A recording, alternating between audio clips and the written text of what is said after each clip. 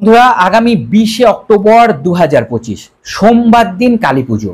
সোমবার আর অমাবস্যা তিথি অত্যন্ত বিশেষ একটি সংযোগ, একে বলে সোমবতী অমাবস্যা। এই দিন দেবাদিদেব মহাদেবকে অবশ্যই অভিষিক্ত করতে হয়। একটি বিশেষ দ্রব্য এই দিন অভিষেক ক্রিয়ার কাজে অবশ্যই রাখবেন, আর কিছু থাকুক বা না থাকুক। দ্রব্যটি হলো পদ্ম বীজ।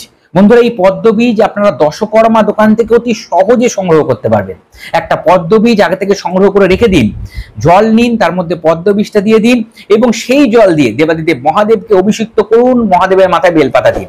খুব তাড়াতাড়ি আপনাদের আর্থিক দুর্ভাগ্য কাটবে, আর্থিক সুখ স্বাচ্ছন্দ্য আপনারা পাবেন। চারিদিক থেকে যে সমস্ত রাস্তা ব্লকেজ হয়ে গেছে, আটকে গেছে, আর্থিক দিকে উন্নতি হচ্ছে না, সেই সব রাস্তা খুলতে শুরু করবে, আপনারা একটা দিশা পাবেন এবং আর্থিক উন্নতি হতে শুরু করবে।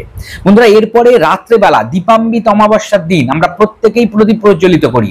এই বছর 2025-এ স্পেশাল 3টে প্রদীপের কথা বলছি, এই 3টে প্রদীপ জ্বালাতে ভুলবেন না।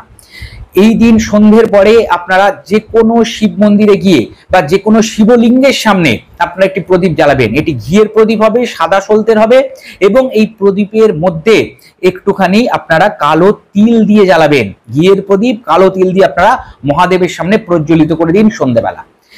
2 নম্বর যে প্রদীপটি জ্বালাবেন সেটি মায়ের মন্দিরে জ্বালাবেন, মা কালীর যে কোনো মন্দিরে জ্বালাবেন বা মায়ের যেখানে পুজো অর্চনা হচ্ছে সেখানে গিয়ে জ্বালান। মায়ের সামনে প্রদীপ প্রজ্বলিত করুন।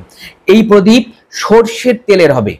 2টো লবঙ্গ এই সর্ষের তেলের প্রদীপের মধ্যে অবশ্যই দেবেন, আর 2-4টে গোটা গোলমরিচ যদি আপনাদের কাছে অ্যাভেলেবেল থাকে সেটাও দিতে ভুলবেন না। এবং এই প্রদীপের যে বাতিটি হবে, সলতেটি হবে, সেটা লাল রঙের হলে খুব ভালো হয়।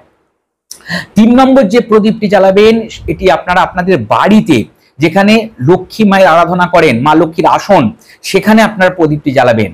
এই প্রদীপ যদি তিলের তেলের হয় খুব ভালো হয়, না হলে আপনারা ঘি দিয়ে জ্বালাবেন। বন্ধুরা, এই তিলের তেলের প্রদীপের যে সলতেটা হবে এটা গোলাপি কালারের বা লাল কালারের, যেটা আপনাদের কাছে আছে সেই রকম একটা সলতে দিয়ে জ্বালান এবং এই প্রদীপের মধ্যে অল্প একটু হলুদের গুঁড়ো দিয়ে দিন এবং তার সাথে 2টো এলাচ অবশ্যই প্রদীপের মধ্যে দিয়ে দিন এবং এই প্রদীপটি মায়ের সামনে প্রজ্বলিত করে দিন। বন্ধুরা, এই 3টে প্রদীপ আপনাদের জীবনের সমস্ত দিক থেকে বাধা বিঘ্ন কাটিয়ে আর্থিক উন্নতি, সংসারে সুখ স্বাচ্ছন্দ্য এবং বাড়িতে যে সমস্ত দোষক্রিয়া আছে, বাস্তুদোষ ইত্যাদি, সেইগুলো থেকেও নিস্তার দিতে পারবে।